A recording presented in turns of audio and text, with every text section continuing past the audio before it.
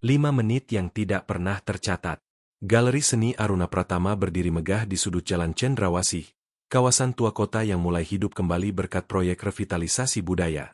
Bangunan itu memadukan dinding beton modern dengan kaca tinggi yang membiarkan cahaya sore masuk tanpa halangan. Di balik kesan elegan tersebut, sistem keamanan galeri termasuk yang paling mutakhir di kota. Kamera resolusi tinggi di setiap sudut, alarm terintegrasi, serta pintu geser otomatis dengan sensor gerak yang seharusnya tidak pernah mati, bahkan saat listrik padam. Namun pada malam pembukaan pameran tunggal pelukis senior Rendra Wicaksana, satu hal yang mustahil justru terjadi. Pukul 20.15, ketika sebagian besar tamu masih berada di aula utama, Rendra ditemukan tewas di ruang penyimpanan lukisan lantai 2. Tubuhnya tergeletak di antara peti kayu, dengan luka berat di kepala akibat benda tumpul.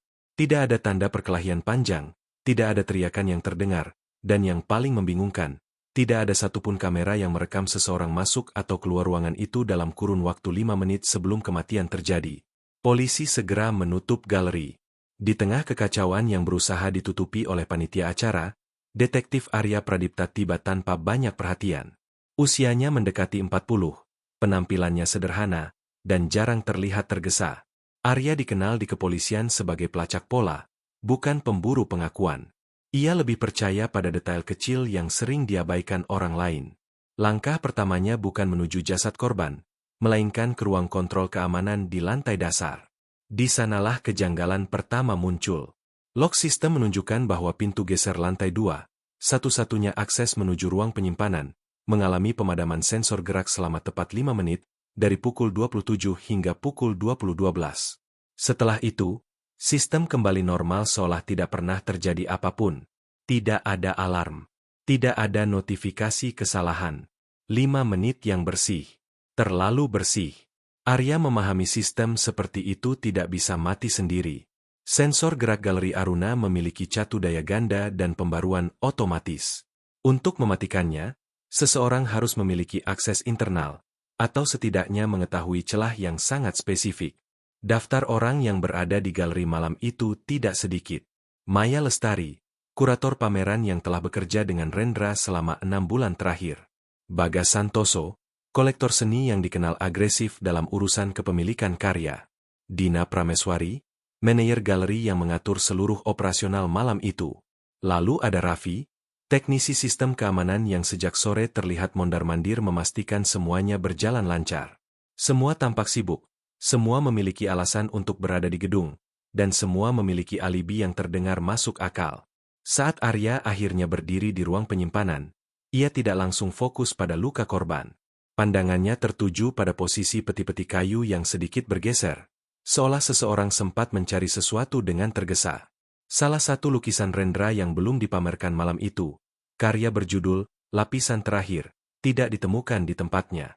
Namun laporan awal menyebutkan tidak ada karya seni yang hilang dari galeri. Arya mencatatnya dalam diam. Kematian Rendra tampak seperti kejahatan yang rapi, hampir sempurna. Tidak ada saksi, tidak ada rekaman, dan hanya jeda 5 menit yang menjadi celah tunggal dalam sistem keamanan yang nyaris mustahil ditembus. Bagi kebanyakan orang, 5 menit itu hanyalah gangguan teknis. Bagi Arya, 5 menit itu adalah pengakuan yang belum diucapkan.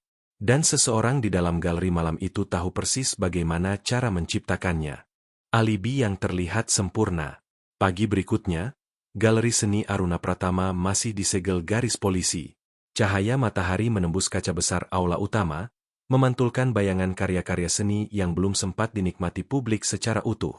Detektif Arya Pradipta kembali ke lokasi tanpa rombongan. Ia memilih bekerja dalam keheningan, karena menurutnya, tempat kejadian perkara seringkali berbicara lebih jujur ketika tidak dipenuhi orang. Ia memulai dengan memetakan ulang pergerakan setiap orang pada malam pembukaan pameran. Maya Lestari, sang kurator, tercatat berada di aula utama hampir sepanjang acara. Beberapa foto tamu menunjukkan dirinya berdiri di dekat lukisan utama Rendra, tersenyum, menjelaskan konsep karya kepada pengunjung. Waktu kematian Rendra diperkirakan antara pukul 28 hingga pukul 20.11, dan pada rentang itu Maya terekam kamera berada di tengah kerumunan. Alibinya terlihat kuat, bahkan terlalu jelas. Bagas Santoso, kolektor seni, datang terlambat dan sempat terlihat meninggalkan aula untuk menerima panggilan telepon di area parkir.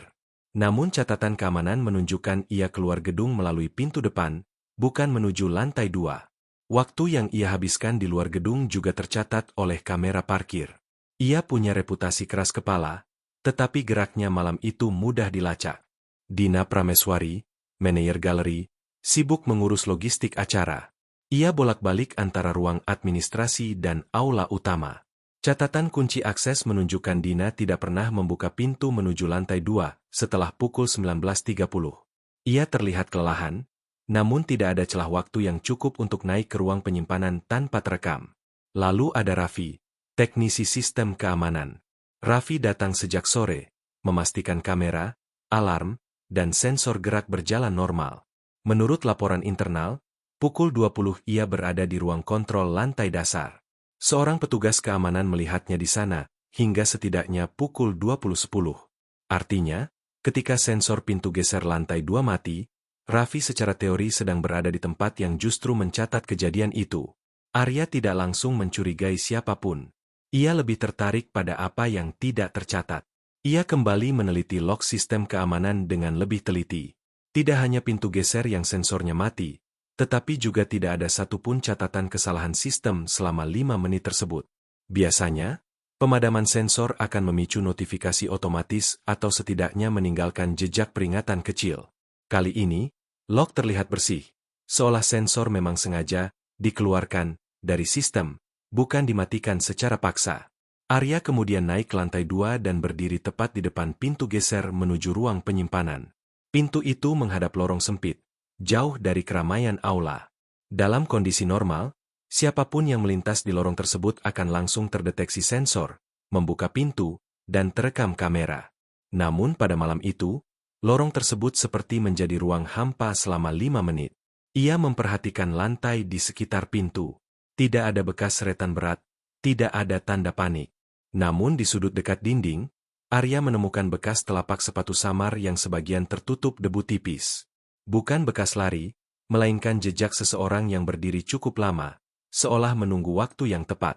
Di dalam ruang penyimpanan, posisi tubuh Rendra menunjukkan ia tidak terkejut oleh kehadiran pelaku. Tidak ada tanda korban mencoba melarikan diri. Ini bukan serangan acak. Ini adalah pertemuan yang direncanakan, di tempat yang dipilih dengan sangat hati-hati. Satu hal lain mulai mengganggu pikiran Arya. Jika tujuan pelaku adalah membunuh Rendra, mengapa harus repot mematikan sensor hanya selama 5 menit? Mengapa tidak lebih lama? Atau tidak sekalian merusak kamera? Jawabannya hanya satu. Pelaku tahu persis berapa lama waktu yang ia butuhkan.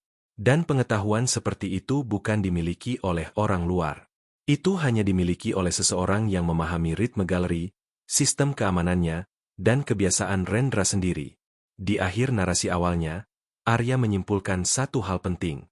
Pembunuhan ini tidak dilakukan oleh orang yang paling mencurigakan, melainkan oleh orang yang paling terlihat aman berada di sana. Dan semakin sempurna alibi seseorang, semakin besar kemungkinan alibi itu memang dirancang sejak awal. Lukisan yang tidak pernah dipamerkan. Detektif Arya Pradipta menyadari bahwa untuk memahami pembunuhan Rendra Wicaksana, ia harus berhenti melihat galeri sebagai tempat kejadian perkara semata. Galeri hanyalah panggung terakhir. Motif sebenarnya tersembunyi jauh sebelum malam pembukaan pameran. Ia memulai dengan menelusuri arsip pribadi Rendra yang disimpan di ruang kerja kecil di belakang galeri. Ruangan itu jarang dikunjungi tamu, namun tertata rapi.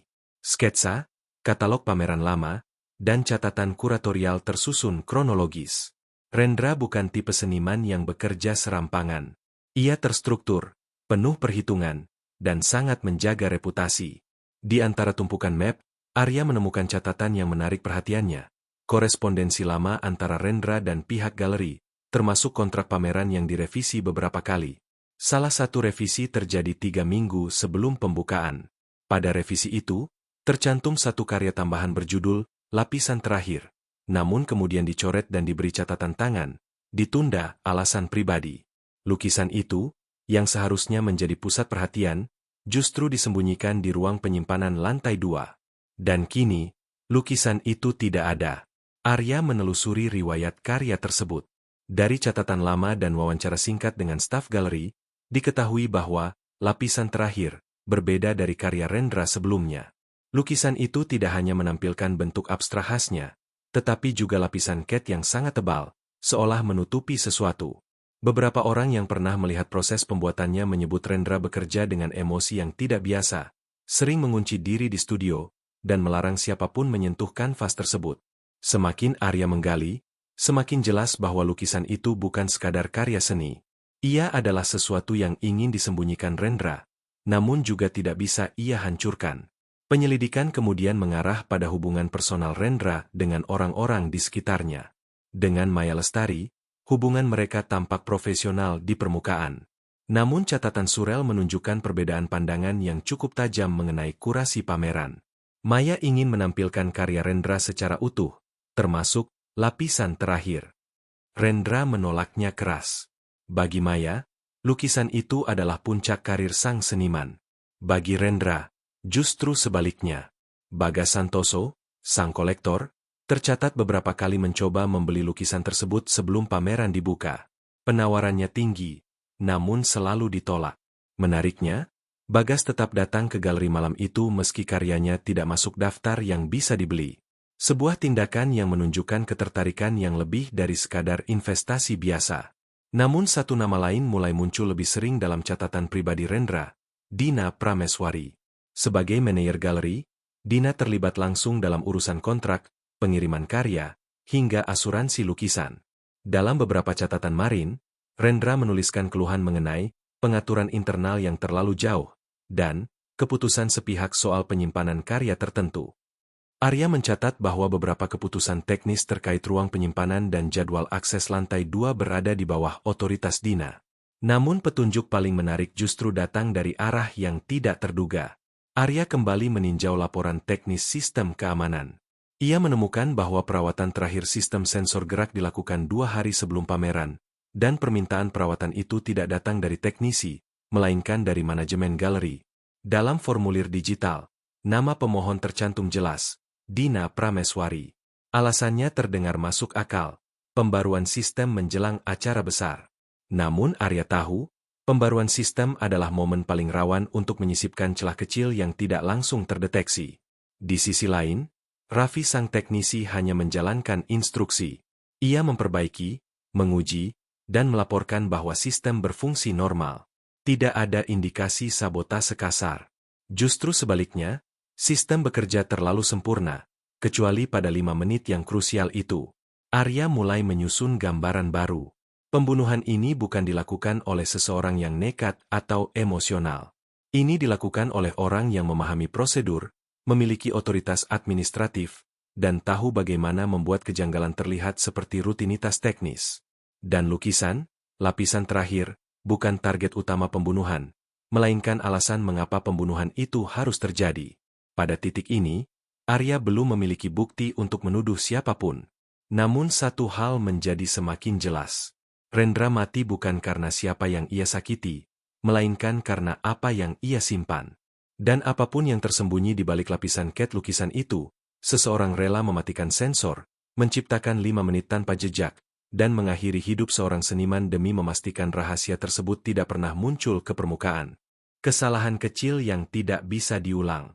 Detektif Arya Pradipta kembali menelusuri galeri seni Aruna Pratama untuk ketiga kalinya. Pada kunjungan ini, ia tidak lagi mencari siapa yang memiliki motif paling kuat, melainkan siapa yang tahu terlalu banyak tentang hal-hal yang seharusnya tidak diketahui. Perhatiannya tertuju pada ruang penyimpanan lantai 2. Tempat Rendra Wicaksana menghembuskan napas terakhir. Ruangan itu kembali kosong, lebih dingin, dan terasa berbeda tanpa kehadiran jasad. Namun ada satu detail yang sebelumnya luput. Rak besi di sudut ruangan yang tidak tercatat dalam inventaris resmi galeri. Rak itu tidak mencolok. Hanya beberapa kotak arsip dan peralatan pembungkus lukisan. Namun Arya memperhatikan satu kotak yang dilabeli ulang dengan stiker baru. Label lamanya sengaja dilepas, menyisakan bekas perekat yang belum sepenuhnya kering. Tindakan tergesa seperti itu jarang dilakukan staf galeri yang terbiasa rapi. Di dalam kotak tersebut, Arya menemukan fragmen kecil serpihan cat kering dan potongan kanvas yang sangat tipis. Bukan potongan sembarangan, melainkan lapisan atas lukisan yang sengaja dikupas. Ini menjelaskan mengapa Lapisan terakhir, tidak ditemukan utuh. Lukisan itu tidak dicuri, tetapi dipecah. Arya mulai memahami pola Rendra. Lukisan itu kemungkinan menyembunyikan sesuatu di balik lapisan cat tebalnya. Bukan pesan simbolis, melainkan benda fisik atau detail visual yang sengaja ditutupi. Jika lukisan tersebut sampai dipamerkan, rahasia itu akan terbuka. Penyelidikan kemudian beralih pada catatan inventaris dan akses ruang penyimpanan. Dari data digital, hanya 2 orang yang memiliki kewenangan penuh mengatur ulang rak dan isi ruangan tanpa persetujuan tambahan, Dina Prameswari dan Raffi. Namun Raffi selalu mencatat setiap perpindahan barang, sesuai prosedur teknis. Sementara beberapa perubahan kecil pada rak dan kotak arsip tidak pernah tercatat secara resmi, hanya tercatat dalam laporan internal manajemen. Arya lalu memeriksa rekaman kamera aula utama dengan sudut pandang berbeda. Bukan untuk mencari wajah, tetapi untuk melihat perubahan perilaku. Pada rentang waktu 5 menit krusial, Maya terlihat tetap berbincang dengan tamu. Bagas terlihat di pintu depan, berbicara dengan seseorang di luar. Namun Dina, yang sebelumnya disebut sibuk mengurus logistik, tidak terlihat di kamera manapun selama hampir 7 menit. Bukan karena kamera mati, melainkan karena Dina tahu persis zona mana yang tidak tercakup kamera secara langsung, area transisi antara tangga staf dan lorong lantai 2. Zona itu hanya dilewati pegawai internal dan jarang diperhatikan tamu. Kesalahan Dina bukan pada menghilangnya ia dari kamera. Kesalahannya adalah mengetahui dengan tepat kapan sensor akan mati, dan bergerak seolah yakin tidak akan terekam. Arya juga menemukan satu detail tambahan dari laporan teknis Raffi. Sensor pintu geser memang dimatikan selama 5 menit, tetapi perintah pemadaman berasal dari akun manajemen, bukan akun teknisi. Artinya, seseorang dengan akses administratif melakukan pemadaman terprogram, bukan perbaikan darurat. Dina Prameswari memiliki akses tersebut. Motifnya mulai terbentuk dengan jelas. Sebagai manajer galeri, Dina terikat kontrak dan reputasi institusi. Jika lukisan, lapisan terakhir, mengandung sesuatu yang melanggar hukum, dokumen, catatan transaksi ilegal, atau bukti manipulasi kepemilikan karya, maka bukan hanya Rendra yang terancam, tetapi galeri itu sendiri. Arya kini yakin pembunuhan itu terjadi bukan karena amarah sesaat, melainkan kepanikan terkontrol. Rendra kemungkinan berniat memindahkan atau bahkan menghancurkan lukisan tersebut secara diam-diam malam itu. Dina, yang sudah lebih dulu mengetahui rahasia di baliknya, tidak bisa membiarkan itu terjadi. Namun masih ada satu pertanyaan besar yang belum terjawab. Bagaimana Dina bisa memastikan Rendra berada sendirian di ruang penyimpanan tepat pada 5 menit itu? Jawabannya tersembunyi pada rutinitas Rendra sendiri, kebiasaan kecil yang hanya diketahui oleh orang yang sering bekerja di balik layar galeri. Arya menutup catatannya dengan satu kesimpulan sementara. Pelaku sudah hampir pasti teridentifikasi, tetapi cara kejahatan ini dilakukan masih menyimpan satu kejutan terakhir. Dan kejutan itulah yang akan mengubah kasus ini dari pembunuhan rapi menjadi kesalahan yang tidak bisa disangkal. 5 menit yang menghancurkan segalanya. Detektif Arya Pradipta tidak segera menangkap siapapun. Ia tahu kasus seperti ini tidak bisa diselesaikan dengan tuduhan terburu-buru. Semua harus runtuh dengan sendirinya, melalui satu celah kecil yang tak mungkin dijelaskan oleh kebetulan. Arya kembali pada kebiasaan Rendra Wicaksana. Dari catatan staf galeri dan arsip pribadi korban, Rendra selalu memeriksa ruang penyimpanan sendirian sebelum acara penting. Ia melakukannya tanpa memberitahu siapapun, biasanya tepat setelah memastikan pameran berjalan lancar. Itu bukan kewajiban, melainkan ritual pribadi.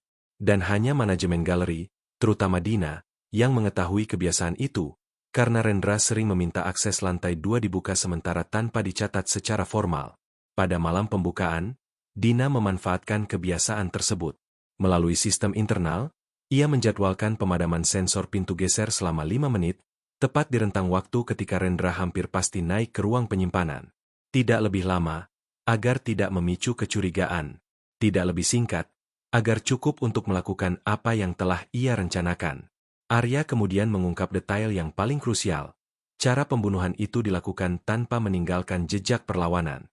Di ruang penyimpanan, Arya menemukan bekas halus di lantai beton, bukan darah, bukan seretan tubuh, melainkan sisa serbuk pasir halus yang biasanya digunakan sebagai pemberat kemasan lukisan. Serbuk itu licin jika terinjak. Rendra, yang mengenakan sepatu formal dengan sol halus, kemungkinan terpleset saat berdiri dekat rak. Benturan keras pada sudut peti kayu cukup untuk menyebabkan luka fatal. Itu sebabnya tidak ada tanda perkelahian. Itu sebabnya kematian tampak seperti kecelakaan, kecuali satu hal, waktunya terlalu sempurna. Arya juga mengungkap isi sebenarnya dari lukisan, lapisan terakhir. Setelah potongan kanvas dianalisis, ditemukan dokumen tipis yang dilapisi resin dan cat, berisi salinan kontrak lama serta catatan transaksi kepemilikan karya seni yang bermasalah. Dokumen itu menunjukkan manipulasi nilai dan kepemilikan yang melibatkan pihak galeri di masa lalu, jauh sebelum Dina menjabat sebagai manajer, tetapi cukup untuk menghancurkan reputasi galeri jika terbongkar sekarang. Rendra tidak berniat menjual rahasia itu. Ia berniat menyingkirkannya, dengan caranya sendiri. Namun Dina, yang telah mengetahui isi lukisan sejak proses penyimpanan, tidak bisa mengambil risiko. Kesalahan fatal Dina bukan pada pembunuhan itu sendiri, melainkan pada satu asumsi kecil. Ia percaya sistem yang ia kendalikan sepenuhnya tidak akan mengkhianatinya.